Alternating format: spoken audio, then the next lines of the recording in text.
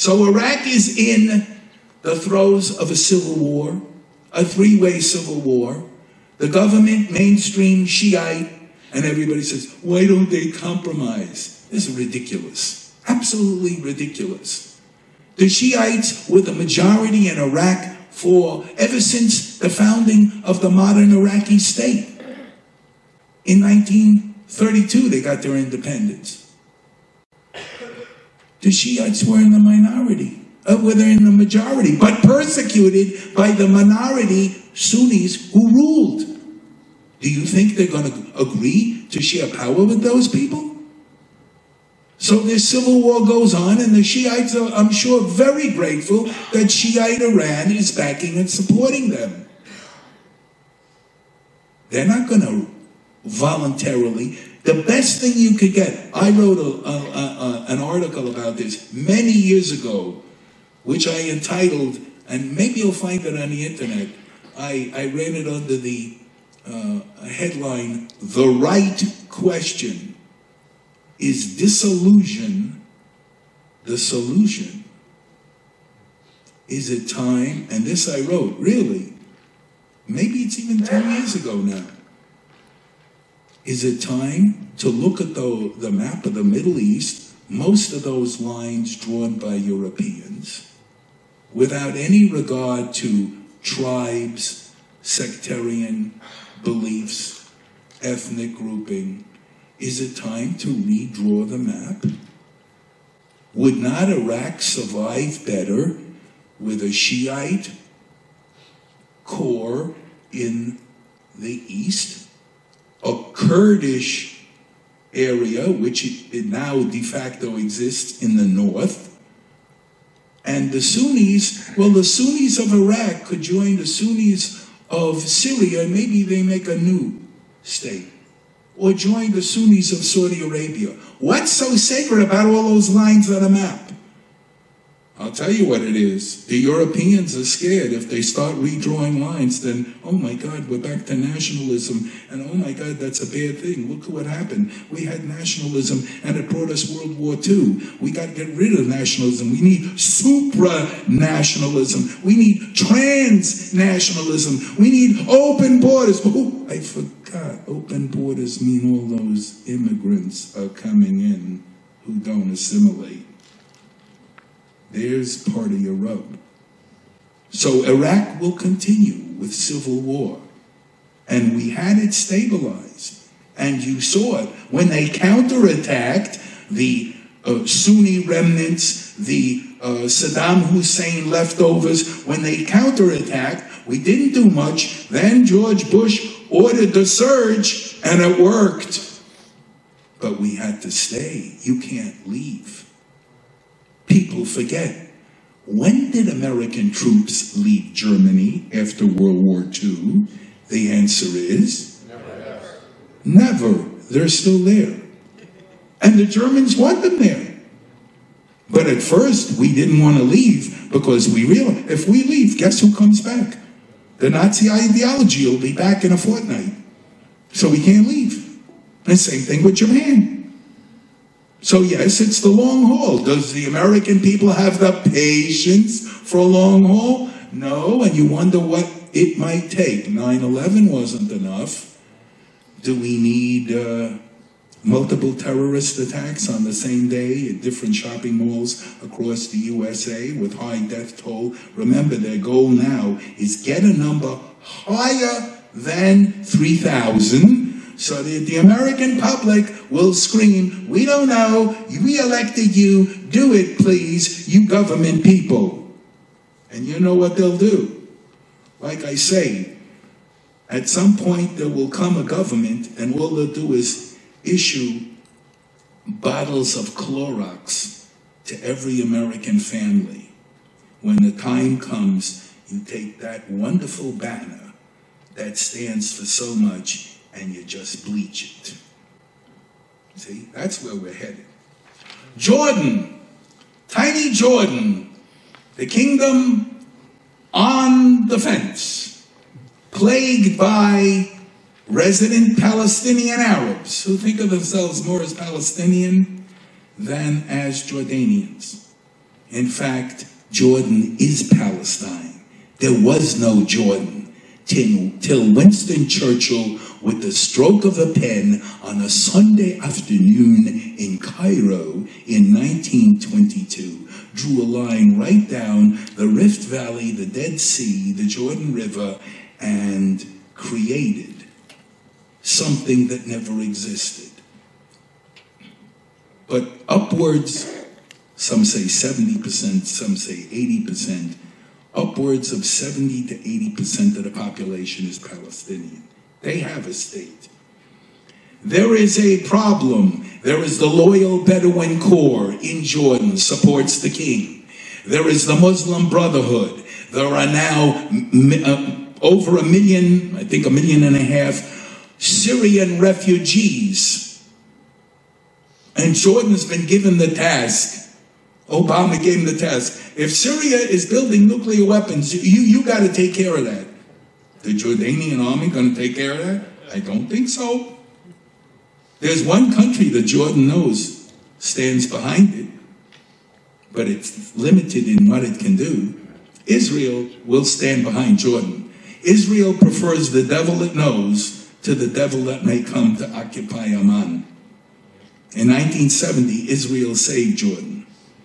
The Soviets encouraged Syria invade with the PLO, topple the Hashemite kingdom, make the PLO have its own state in what used to be Jordan. And the Israelis stood ready to intervene. And luckily, the king, that was Abdullah's father, Hussein, he saw, I've got America behind me, I got Israel behind me, I'm going to commit my tiny air force, go bomb those Syrian tanks. They did, the Syrians stopped, and Kissinger called in the Russians and said, your proxy started it, you stop it. And of course the Russians, no, we're not involved. Our men only went up to the Syrian-Jordanian border. We're not involved. Oh my God. All right. The Saudis, Saudi Arabia is now going to seek nuclear weapons.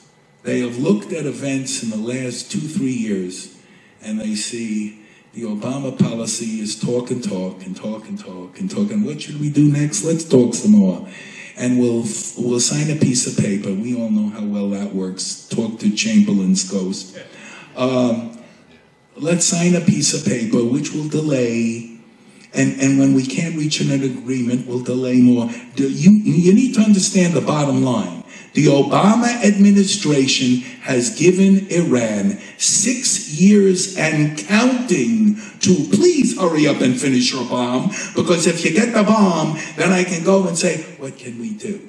We're not going to start a nuclear war between the United States and Iran. What can I do? They did it. We'll live with it. Okay? That's what he's accomplished. The Saudis see this. They see themselves abandoned by Obama. The Gulf states are nervous. They have the money. Saudi Arabia has already made a preliminary backup plan. Saudi Arabia and Pakistan, which is nuclear armed, have an agreement that there is a Saudi Air Force cargo plane, and it sits there on the Pakistani base where Pakistani nukes, some of them, are stored. And with the signature on a notification by the Saudi king and I think the defense and intelligence ministers, Pakistan will immediately release 2 of those weapons and they go to Saudi Arabia.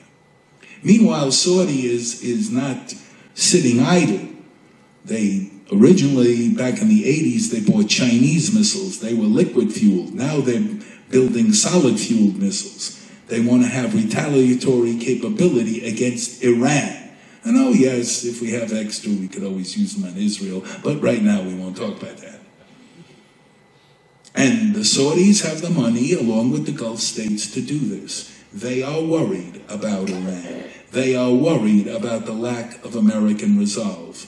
Because of our foreign policy, every would-be tin pot dictator has come out of the woodwork to say, I can push and get what I want. If I scream loud enough, if I terrorize big enough, the Americans will throw me a bone, and aid, and equipment, and loans. Saudi Arabia has an impending other crisis, and that is a succession crisis. Going back to 1953, when the founder of Saudi Arabia, Ibn Saud, he has a very long name, but everybody called him Ibn Saud, when he died, it went to his brother, the succession. And since 53 to the current, it's succession, not father to son or father to daughter like in the United Kingdom, but it went from brother to brother to brother to brother to brother to brother. Yes, many brothers. Ibn Saud, I think he had about 50 wives and maybe 40 wives and concubines and 53 children, 40 of which plus were sons. So brother to brother to brother. Well, guess what? All of those brothers have been, quote, used up. Ben King died, succeeded by another brother, but now we're getting the brother. They're in their 80s. They're sick. Soon, very soon, we will have to go to the next generation, okay, of which there are hundreds of related second generation of children of all those brothers. And this very likely can lead to civil war, disillusion, power struggle, and the Saudis going to have to handle it all on their own, because right now, Obama isn't interested. He's got to cut a deal with Iran. So that's coming. All right? United Arab Emirates, you don't hear much about them, but guess what? They do participate. I came across, and this is factual, they have participated in every major U.S.-led coalition since 1991, Persian Gulf War, except for the invasion of Iraq in 2003. They joined the Americans in Somalia, Kosovo, Libya, Afghanistan, and in addition to an ongoing air campaign against the Islamic State. But they're tiny. They worry. Iran has aspirations. Abu Dhabi and Iran have had a long-standing feud. Iran took over 3 strategic islands in the Strait of Hormuz. Abu Musa and the Thumbs. No, that's not an Arab rock group like Dion and the Belmonts. No, no. Abu Musa and the Thumbs. Look at a really blown-up map of, I have one of those in the new book, of where it is. And Iran has, here comes the word, I need Groucho Marx duck to come down. What's the magic word? Occupied. The Iranians have occupied those islands since 1971, and even though they went through some motions a year or two ago to return them or lease them from Abu Dhabi, they haven't budged. They're not going anywhere. The Iranians will stay there because this way they really can choke off the Strait of Hormuz and shipping traffic. We have stationed military personnel in Abu Dhabi at an air base, at a naval facility, but it's not much. When you, as president, have reduced the United States carrier task forces in the whole region to 1, it's supposed to take care of the Persian Gulf, the Strait of Hormuz, the Gulf of Oman, the Arabian Sea, the Indian Ocean, the Red Sea. 1 aircraft carrier task group? You're sending a signal America's power isn't there anymore. Remember, please, Kuwait was overrun in 1 day. By the time one of these rulers gets on the phone and dials 555-1212, hello, Hillary, are you expecting a 3 a.m. call? Well, we got a problem. Oh, she's gone. Well, you never know. She, too, dreams of Schwarzenegger's words. In late August of 2014, several UAE aircraft helped Egypt bomb Muslim Brotherhood camps on the Libyan-Egyptian border because they were threatening El-Sisi. Because remember, he's got to hang on. We want him to hang on. We should be aiding him, except Obama punished him. Kuwait, same problem. All right? It's etched in their memory. We lost our country in one day. Thank God for America and the countries that rounded up and prodded and kicked and dragged, screaming into the coalition. I love this. I get nauseated every time I hear him say it. We and our partners. What partners? If they send 4 planes and they bomb with you, this is a partner? I guess so. But who's carrying the heavy weight? See? But now Kuwait, Bahrain, UAE, Oman, they know America's not going to come riding to the rescue. What do? Maybe we pool our money and maybe we get nukes. You see what this is triggering? The nuclearization of the region, and that is not good because, sad to admit, there isn't a responsible potential nuclear power in the entire Middle East except for one, Israel. All right? And they're not about to just run out and say, I'm going to wipe you off the map. That's Iran's line. Bahrain would have gone under during those revolts. It's the home to the U.S. Fifth Fleet. Only because of only because of Saudi military intervention along the causeway. They built a long causeway that connects mainland Saudi Arabia to the island kingdom of Bahrain. Only because, and the Saudis built that with this in mind. We may have to come riding to the rescue, and we're not going to be able to go get boats and ships. We don't have much of a navy. We'll go riding across the causeway and rescue the king of Bahrain, because again, here is a country, a minority Sunni group lead. The royal family, the Al Khalifa family, is Sunni. The majority of the people are Shiite. Iran has long-standing historic claims. These people are our 14th province. We want to get them back. So Bahrain knows it's a target. And it's hoping, well, they're all praying, are we going to be able to wait out the next 2 years without anything untoward happening? And yet, understand, the forces against us, they want everything to occur before he leaves office, before he empties Gitmo, before he gives Gitmo back to Cuba, which I believe is his ultimate goal. Because we lease it in perpetuity, and he, being the great anti-imperialist that he is, he wants to give it back to Cuba. After all, you know all the wonderful goodies we got for a restoration of relations. Okay.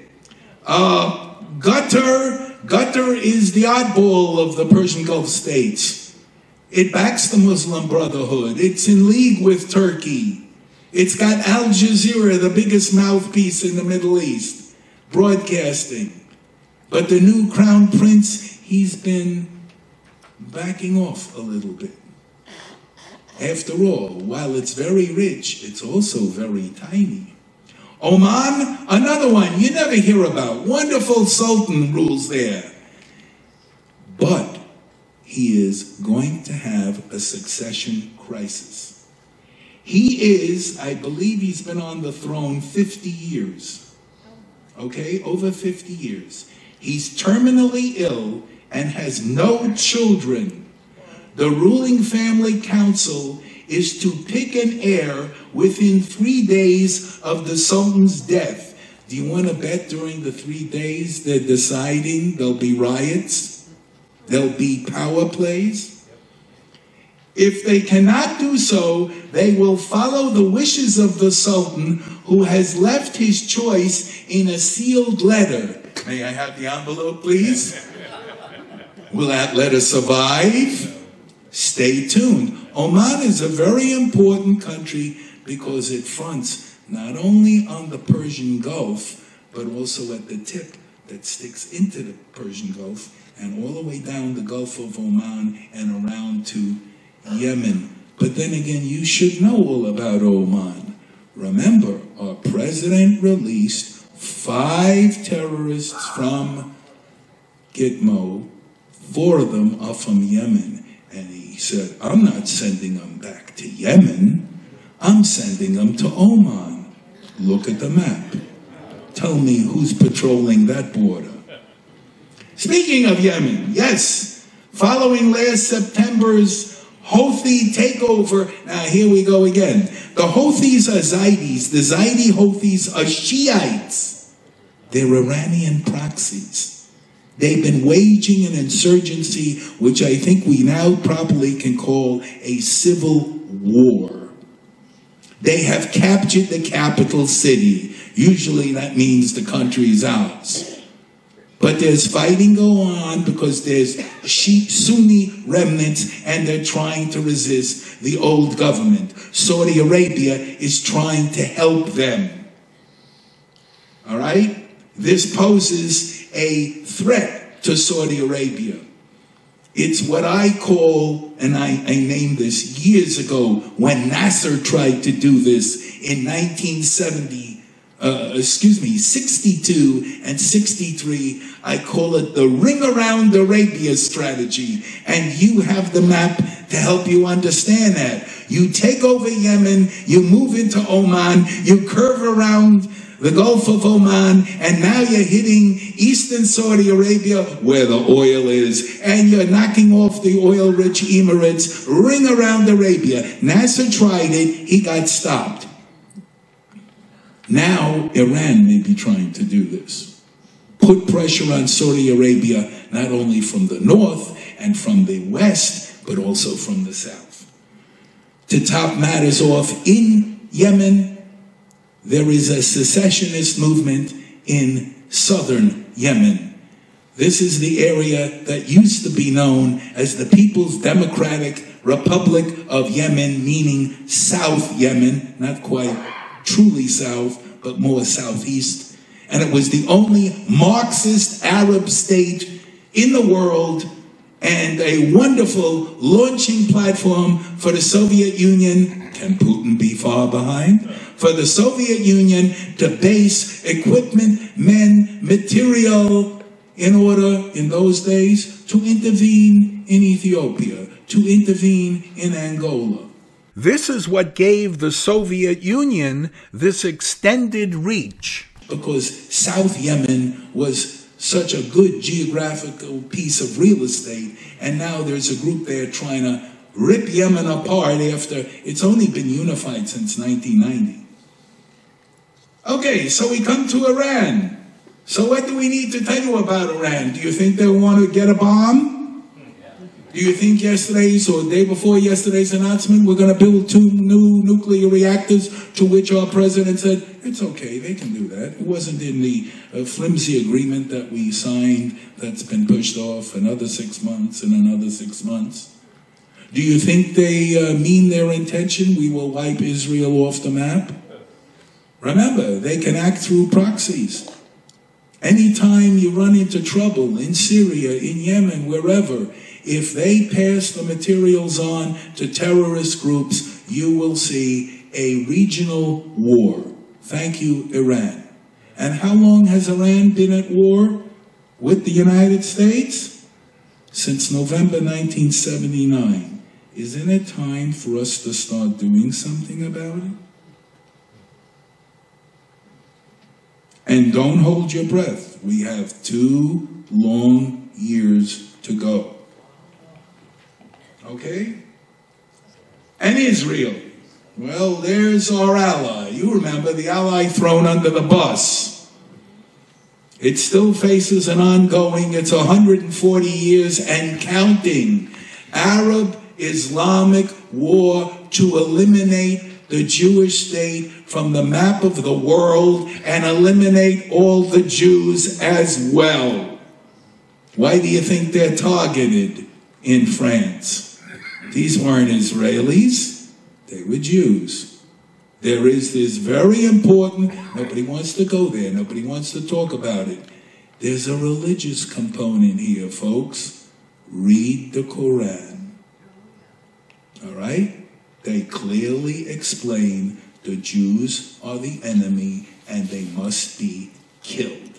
Total, not just limited to Israel. The conflict that Israel faces is not smaller, it's larger. Again, thank your media. Thank this role reversal. Israel was the plucky little David standing up to the whole Arab world in 1967. And as soon as they won, they turned it around. No, Israel's the Goliath. And they're beating up on the poor new substitute David, the Palestinian Arabs, who conveniently we invent as a people starting in 1964.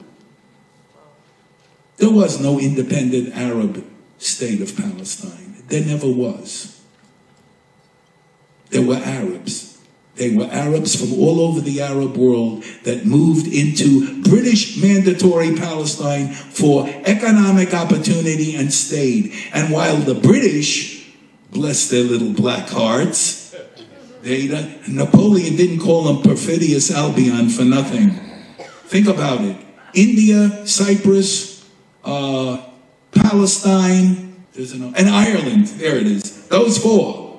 The British ruled all of them. What was the British answer? No real solution. Partition. Partition. Leave it all feuding, fighting, hostile. That's still going on. The conflict is larger. Israel was fighting internal Arabs and 6 invading Arab armies in 1947 to 9. Now there is a 21-member Arab League at war with them. Yes, I know, Egypt and Jordan have peace treaties with them. Remember what peace treaties are.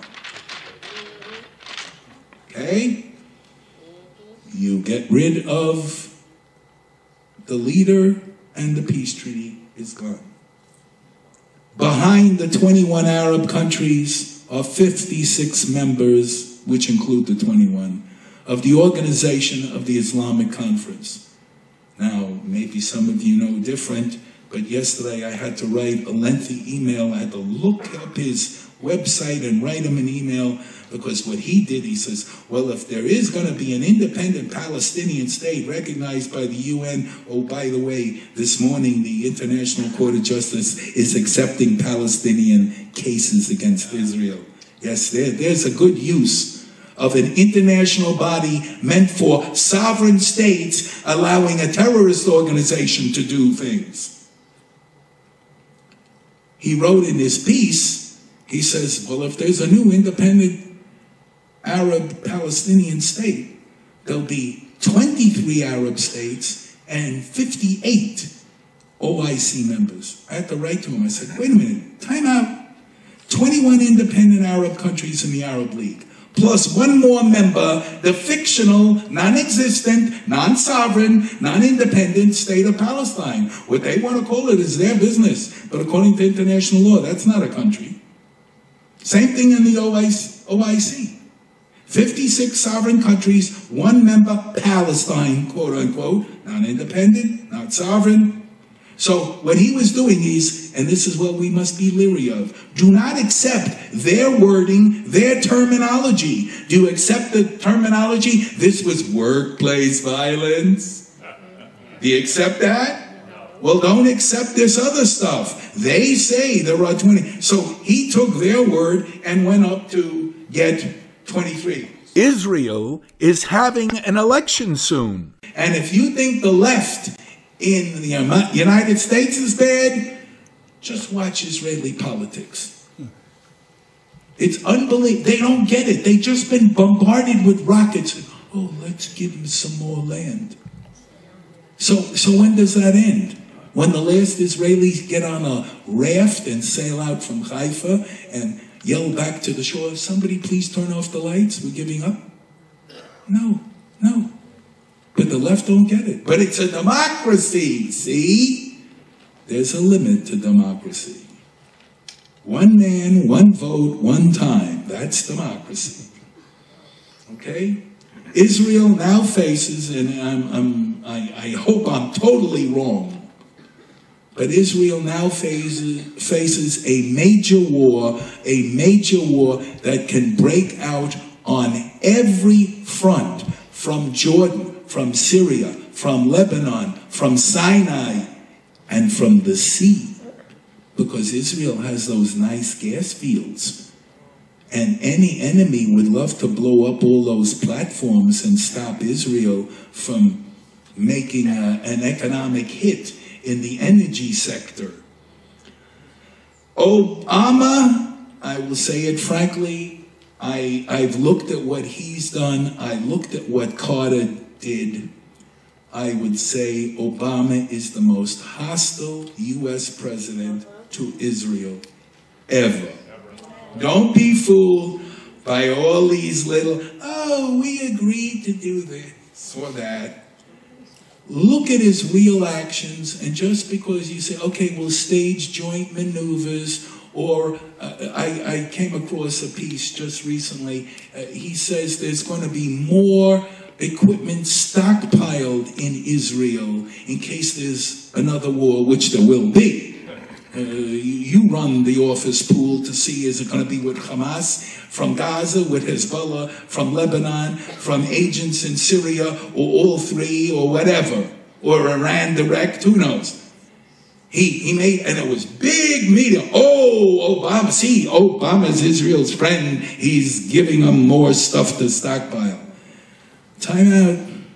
The stockpiles were already there, and when Israel ran out of Hellfire missiles in this last Gaza war, Obama refused. Don't they want to hear U.S. foreign policy? That was billed. I'll do that quick, okay? That was billed. Foreign policy.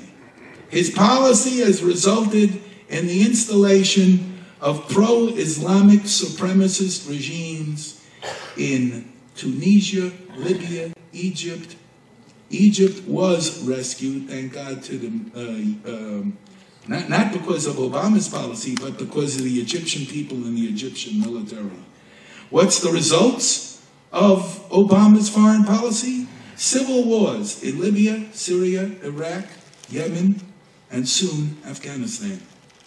Okay? He's abandoned the allies. I've talked about that. He's abandoned. And our big problem is,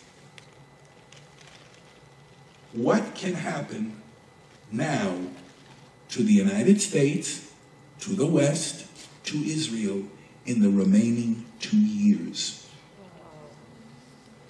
I don't have an answer. But given the trend, I'm not optimistic. And that's putting a positive spin on it. Okay? I believe he has certain goals. I have voiced this before. I believe, as I said to you in passing, he wants to empty Gitmo and give it back to Cuba. Nobody talks about the giving back piece, but he wants to do that. I believe he wants to go into the history books as the man who put an independent Arab-Palestinian state on the map. Whether it's got a third of Israel, all of Israel, that doesn't matter. He did it. I believe that, okay? Instead of backing people like the Kurds, who have long deserved and have been promised their own state, we are turning on our friends. We face a very dangerous. What can we do? We got a new Congress, and you've got to educate them like never before. Because I listen and they talk, and you hear the same media soundbite. But excuse me, do you know? Are we monitoring what they say in their language to their people? Don't show me what Reuters printed. Time will tell. unfortunately, all too soon.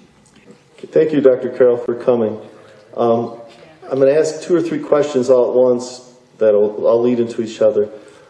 Are you familiar with Joel Richardson's book, The Islamic Antichrist? Do you agree with his premise that the Islamic goal is to convert or kill all Christians and Jews and be a global religion?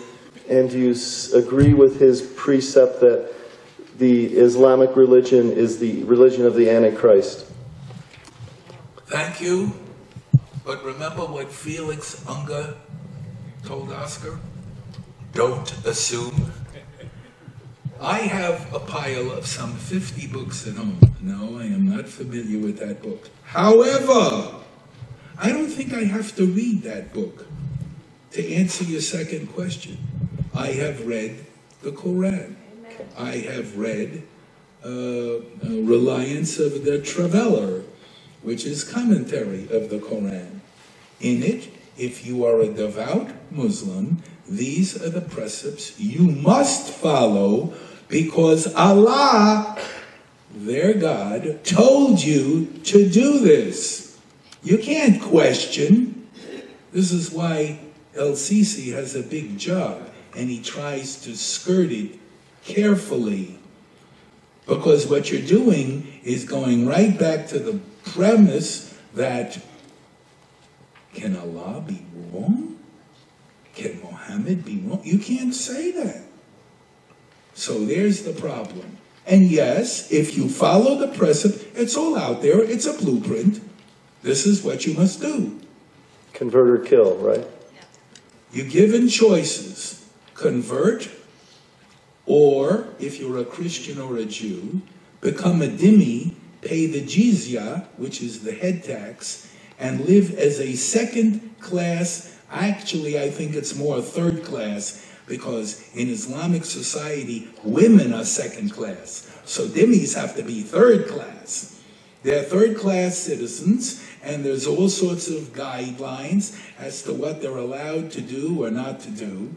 So convert, become a dhimmi for those two. Hindus, Buddhists, Zoroastrian, I think Zoroastrians are exempted too. But the others, no. Convert, become a dhimmi, or death. That's the guideline. So this is what your author undoubtedly must have referred to as he's putting together. We face a civilizational struggle. We face a fourth world war. Part of the battle is we have to educate our own people. Did we fight World War II without talking about Nazism? Did we fight the Cold War without talking about communism? Excuse me? We can't say anything. We can't even say war on terror, which is stupid to begin with. We didn't have a war on blitzkrieg or kamikaze in World War II. We had a war against German Nazism and Japanese fascism and their hangers-on all over the world. That's what it was. You got to name the enemy, you got to come up with a plan, and you got to deal with it. Hopefully we'll start. Right now, our only line of defense is Congress. So Congress, stop pussyfooting around. You better have plans. I hope you got people. I've met Trent Franks. He's up on it. There's got to be more. You got to have a plan. What happens if there are France-like terrorist strikes in the United States on a big scale? 10, 20, 30. What is the plan? You got a plan? Have you secured the power grid? Are we okay to deal with an electronic pulse weapon? Thank you. Next question. Thank you, Dr. Carroll, for helping identify the ideology that we face. My question is concerning the Kurds. Number one, are they Muslim in the sense of being part of the Ummah? And two, can they be trusted as allies if they are part of the Ummah? And the third part is, can they survive the next 2 years under Obama? Okay. The Kurds are Sunni, but they are not in the theological bent of many of the others. Because they are their own unique ethnic group, the Kurds are not Arabs. They're an Indo-European people. They've lived up in those mountains, and unfortunately, the fates have dealt them, thanks to the European map drawers, they have divided the Kurds. There are Kurds in Turkey, Syria, Iraq, Iran, Azerbaijan, parts of what used to be the Soviet Union. At the Paris Peace Conference in 1919, they were promised a state. They were double-crossed, never got it. They have periodically revolted against the Turks, but are repressed harshly. In Turkey, in fact, they were not allowed even to speak their own language. They were called Mountain Turks. The Turks like to camouflage. We never killed Armenians. There are no such things as Kurds. Okay. In Iraq, they periodically revolted, especially against the Iraqi regime. Before Saddam and so on, they used poison gas against them. And Barzani, he's the father, he's passed away now, he's the father of the current Barzani, who's the head of the Iraqi Autonomous Region. Barzani wrote to Kissinger, "We're ready to become the 51st state. We're ready to sell you all the oil you need. Just help us." And the U.S. knew this was going on. Israel was helping them. And the U.S. encouraged Israel. You got the ways and the means, go help them. And they did. And the Shah of Iran was helping them. But then the Shah was fooled. He got fooled, he paid for it. He got fooled by Iraq, who said, okay, we'll give you what you want. Stop aiding the Kurds. And he cut them off summarily, and the Iraqis began an offensive and began to destroy them. The Kurds are pro-Western. They are pro-Israel. Yes, they're Muslims. Remember, we are not in a war with all the Muslims in the world. We don't want that. We want most of those Muslims to turn against the others. I venture to say it's 20 to 30% now. The Islamo-fascists, the Islamic supremacists. But that's 300 million people. That's a big enemy. We need the other Muslims to help us. The Kurds deserve a country. One of their big proponents was William Safire, the New York Times. He was the only one out there writing, what about the Kurds? You screwed them over. You left them in the lurch. We got to help them. These are good people. It'll help our U.S. national security interests. Okay? Yes, I think we can trust them more than we can trust the Turks. Next question. Well, can they survive the next 2 years? Look, the Kurds have an army. Okay, it used to be a militia. The army is Peshmerga. Do you know what Peshmerga means in Kurdish?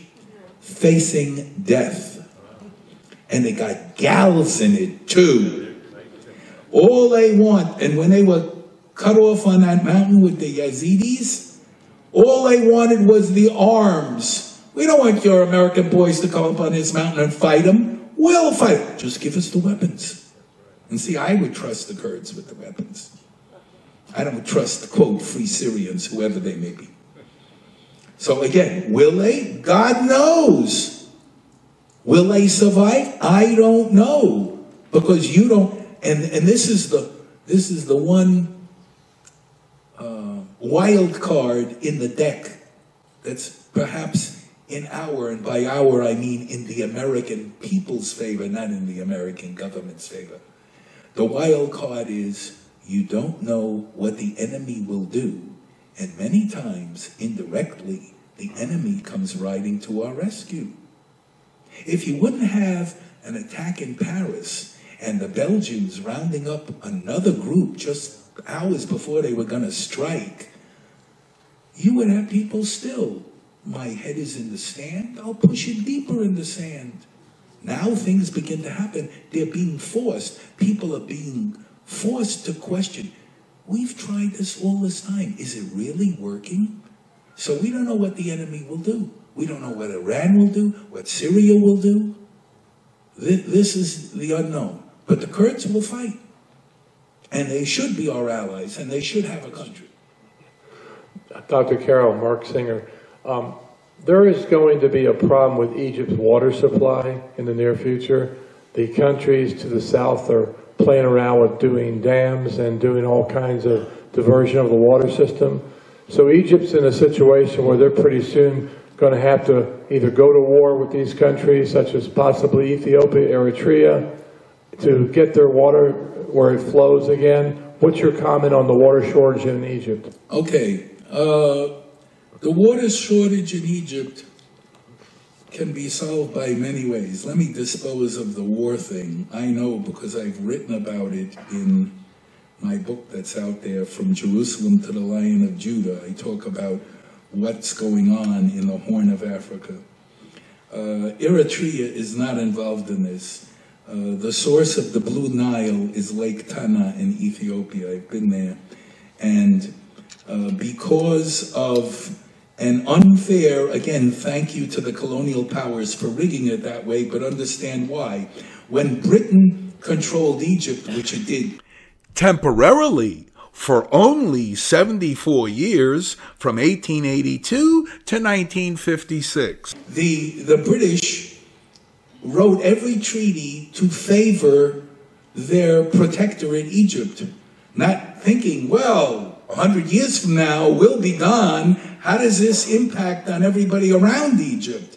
And Ethiopia, Sudan, South Sudan, they all want a share of the Nile waters, and Egypt didn't want to agree to this.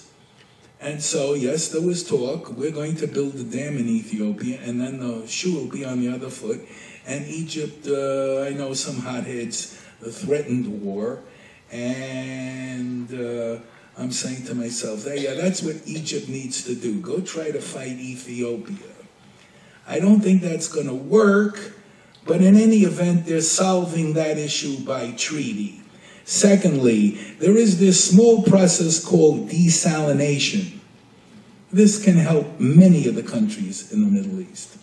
Thirdly, as was proven in Libya, and I believe they've done this surveying, in the western desert of Egypt, the western area of Egypt going near to the Libyan border, there are huge underground pocket, I'm not even saying pocket, you could almost say lakes.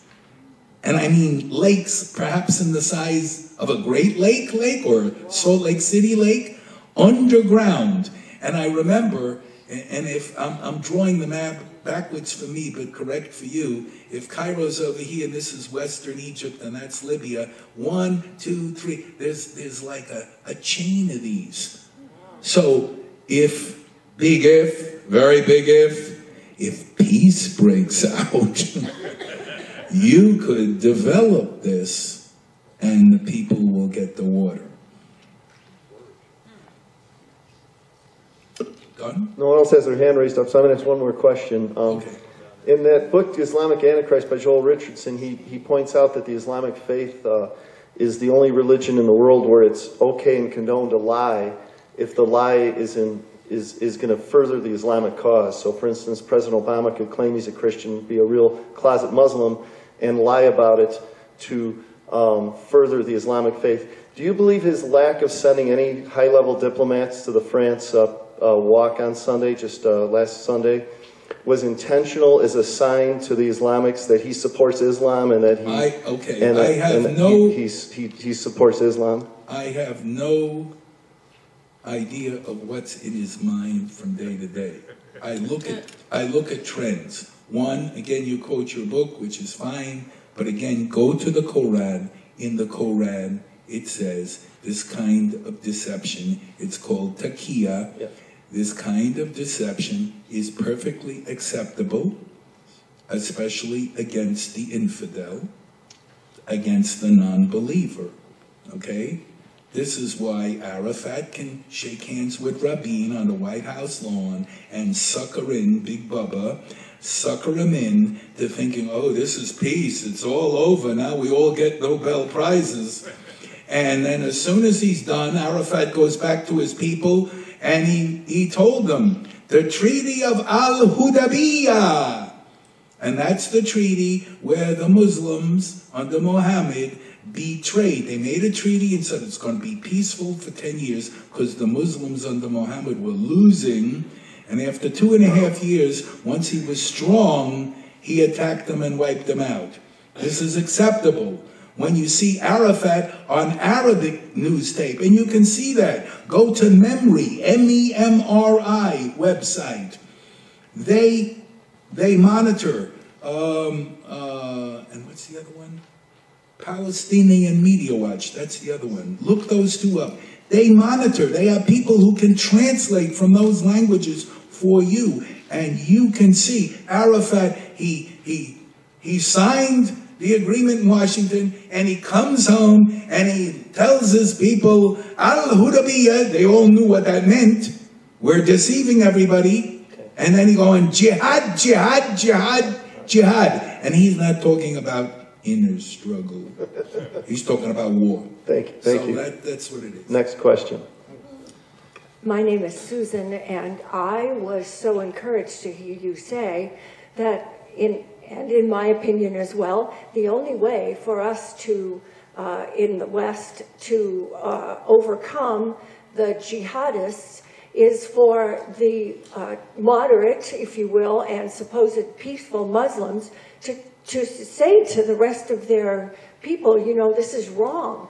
The unfortunate part, having read the Quran, is that in their scripture, it is not wrong. That's correct. So how do you think this is going to happen? What will be their motivation? Okay. This is why these terms, extremists and moderates, if you're a devout believer, you've got to believe the Quran and what it says literally. Amen. That's it. Okay? But what you're looking for is more Muslims, like LCC, the Crown Prince of Bahrain, to question, is this really what we want? Because I don't think they're stupid. If it really came to a world war, and personally I have my own thoughts about that. I don't know if you want to hear them or not. But personally, if it came to it, they won't win. They won't win. But God help the planet. All right? And you can't, and they've been time. Remember, Saudi Arabia is the leading proponent of Sunni purism. Okay, let's use that term. Sunni purism, Wahhabism. Saudi Arabia has been at this game since the late 60s. It's got the money and the money pours in, building mosques everywhere, appointing the right imams to go and preach and indoctrinate and convert, making sure you get imams going to prisons and converting people. Iran has been the leading proponent of this since 1979. We're talking about almost now a half a century. And what have we been doing? We've been running away and saying, well, it's not this, and it's not this, can't use this word, can't use that word. But you're hoping that there will be people. We need millions to stand up and say, what was done is not in our name. Have we seen that yet? No. Well, and you won't. And Obama. And you may not, because they know unless we have support, we're dead. So therefore, what it might take is, how do you drain the swamp? You don't drain the swamp and get rid of the mosquitoes for finding the mosquito that landed over here and going, and there's no one here. No, you got to drain the swamp, which means you have to go to the source. And you got to get an American administration that said, our dear friends, and one of the ways we could do this, for example, is when we use the Keystone Pipeline, and we are energy independent, and we become one of the largest energy suppliers in the world. You go to the Saudis and say, look, you need protection. We're not saying that you got to stop selling your oil. You won't be selling as much to us. But you got to stop this proselytizing to spread this nonsense. If not, good luck, you're on your own. And if you threaten us or our allies because you get desperate, maybe you go for nukes, you will be held accountable. We need a Kennedy in this sense only. When he gets on television, it was a Monday night, I remember watching him, and he's ashen-faced. He didn't expect this. He helped bring it on, in fact. But, he says, an attack on any one of our allies anywhere in the Western Hemisphere will be regarded as an attack on us, requiring a full retaliatory response. Amen. Okay? We may have to get to that point. But part of it is educate. What do our people know about the Middle East? Where is that? Is the Middle East near the Middle West? Maybe. I think that would be a great question for Waters World to walk around and ask. Where's the Middle East? Is it near the Middle West? And you'll get people, yeah. It's just to the east of the Middle West. That's what they'll say. All right? Got to educate them. What is this all about? Why is it important? All right? You want a global village. You want interconnection among peoples. You can't say, we want a global village, but if things get bad, we're going to shrink back into isolationist America and think we're safe. You think you're safe? Go look at that southern border. You got the answer. Next question. Two more questions. Yes, and then we adjourn to the... Okay. My name is Barbara Rose, and I'm wondering if you have read the book, The Looming Tower, and can you give us some enlightenment on Al-Tariq ideas? Al-Fariq idea? I'm not sure how it is spelled. Is that the author of the book? No. Oh. It may be a kind of Muslim sect. I don't know. I don't know. I'm not familiar with the book. Okay. Believe me, there are literally tens of thousands of books out there. Can't read them all. And I have the advantage of reading with magnifiers. Last question? Yeah. Dr. Carroll, I'm Francine Ramsberg. I guess it's a two-part question, but anyway, we've got Sharia law actually in this country. There are those in our Congress who are trying to pass Sharia law in this country. And then the peaceful Muslims that do exist here, they're afraid of their counterparts. But there are Muslims being put into Congress. There are Muslims being put into our security and our national security and everywhere else. So really, what do you suggest, or how can we stop Sharia law, and how can we actually discern who to trust when it comes to Muslims being put into positions of power in our country and in our government? I'm going to answer your question obliquely. Do you remember the famous movie, The Mask? Okay, very good comedy movie. And you remember he put on the mask and his famous line was, "Smoking!" Remember that line? The next president of the United States, who I hope will not be a spiritual heir of the current occupant, will have a smoking pen to dismiss, fire, and purge. What is it? We can't purge? Obama's been purging. It's quiet. He gets rid of the military he doesn't like.